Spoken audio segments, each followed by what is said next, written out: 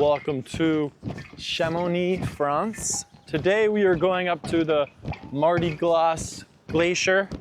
So it should be a very fun journey. We were gonna go up to the top of Mont Blanc, but for some reason it's closed today. I have no idea, but there is the mountain way up there.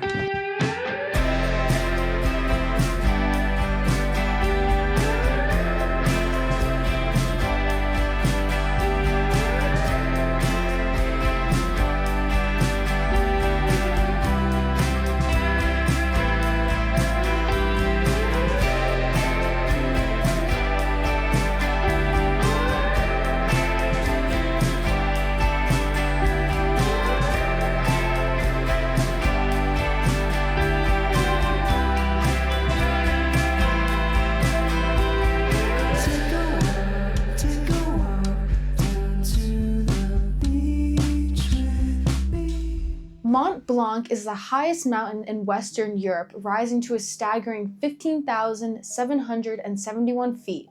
It straddles the borders of France, Italy, and Switzerland and attracts over 20,000 climbers every year.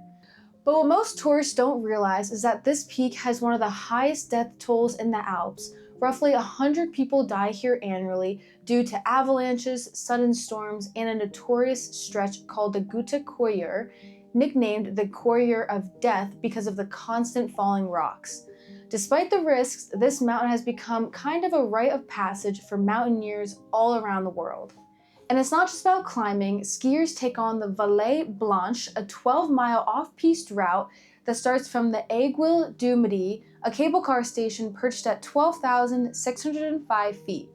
The run goes through towering ice walls and massive crevasses, offering views that look straight out of a survival documentary.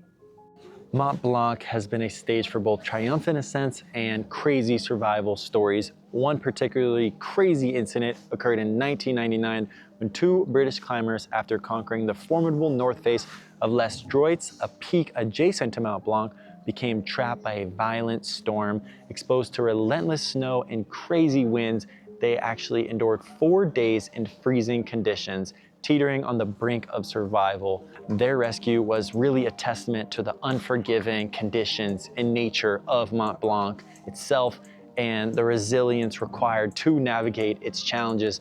And a lot of it is just like luck, I guess, if you don't get toppled by rocks or an avalanche. One of the craziest things that I'm personally afraid of is falling into a crevasse, and it seems like that is something you can't really predict. Me and Sophia both want to climb really challenging mountains in the future, but when there's this aspect of avalanches or rock fall and you really can't predict it, that's where it gets really scary. One other story I will tell has to do with some tragic outcomes. In 2009, renowned British climber Rob Gauntlet, who previously became the youngest Briton to summit Everest, embarked on an ascent of Mont Blanc with 3 companions. Unfortunately, Gauntlet and his friend James perished during the climb, underscoring the unpredictableness and often lethal conditions that can arise. Even the most experienced mountain climbers can't predict.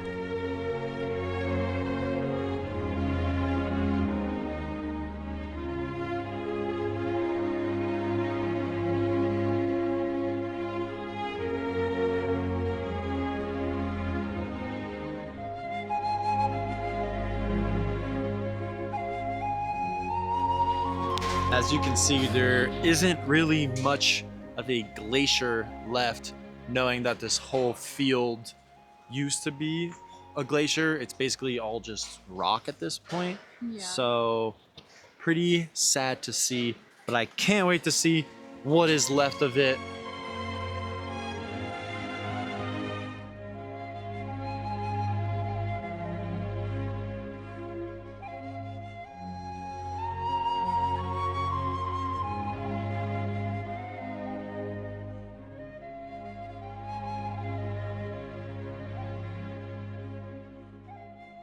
Our journey began with the historic Montenvers Railway, a charming red cogwheel train that has been transporting visitors since 1909. Departing from Chamonix at an elevation of 3,396 feet, the train ascends to the Montenvers station at 6,276 feet in approximately 20 minutes. The fare for this round trip, including access to the gondola and ice cave, is €39.50 for adults and $33.60 for children and seniors. For those planning a visit, the site operates daily with varying hours depending on the season. As of April 9th, 2025, the operating hours are from 10 o'clock a.m. to 5 p.m., with the last descent up to the station at 4:30 p.m. and the last descent down to Chamonix at 5 o'clock p.m. Trains run every hour and every 30 minutes depending on traffic. It's advisable to check the official website for the most current information, as schedules can change due to weather conditions or maintenance. Upon reaching Montenvers, we boarded the newly inaugurated Mer de Glace gondola, a €23 million investment unveiled in December of 2023. This state-of-the-art lift replaces the previous system, significantly reducing the physical demand on visitors. The gondola descends from approximately 656 feet to the glacier surface, offering panoramic views of the surrounding alpine landscape. Getting off the gondola, we face a descent at around 170 steps to access the renowned Grotte de Glace, or ice cave. Carved anew each year due to the glacier's movement, approximately 230 feet annually, the cave features a mesmerizing array of ice sculptures and illuminated chambers, providing surreal experience beneath the glacier's surface. Basically, what we didn't know, we're back at the entrance of Mer de Glace, and Mer de Glace basically just means sea of ice.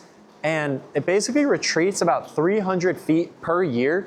So that means that they have to dig a new cave every single year for visitors to see. And if you look at that stone up there, that's where the glacier used to be. So it's definitely crazy, 300 feet per year. So basically they need to just keep digging new sections due to it like being unsafe, because obviously if the ceiling was really thin, then stuff could like cave in. So they just have to keep going deeper to keep the structural integrity of this place. The glacier's rapid melting has led to significant changes in the landscape. For instance, in 1958, visitors accessed the ice cave via just 3 steps. By 2019, this had increased to 580 steps due to the glacial's retreat, which is the complete reason why they added that $23 million gondola in 2024, just because originally you could go up and just take 3 steps and you're there, but now you have to take a 10-minute gondola ride all the way down just to get to the bottom of this glacier, when it used to be way up there. Clearly, we know that drilling into ice and drilling into glaciers especially does give you access to years of data, especially with how the glaciers were melting, how they were moving. We see a lot of rocks and dirt and so much going on within these glaciers, but around 4 months per year, workers spend drilling in a new cave in this glacier. Seems really counterintuitive, putting all of these different things in here, talking about climate change and how the glacier's rapid decay is going, and then yet you just installed the €23 million gondola. And that installation and that huge project clearly just means that they plan on continuing drilling into this glacier. So you see what I mean? It looks like there might be a new project right there that's clearly deeper, and there's all these excavating tools. So yeah, just really sad, but this is such a cool place overall. It's crucial to note the impact of climate change on the Mer de Glace. The glacier has been retreating at an alarming rate, losing more than 328 feet in length since 1991. Some projections suggest that without significant intervention, the glacier may no longer be visible from the Montenvers station all the way up there by 2050.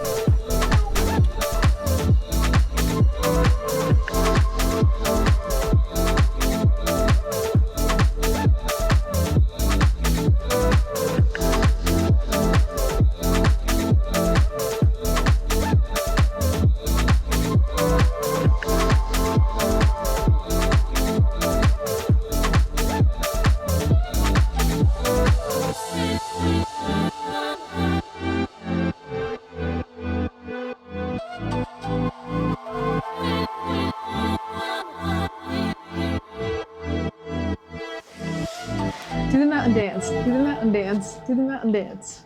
Dude, you're definitely not supposed to fill up the water. You're not supposed to fill the water up there.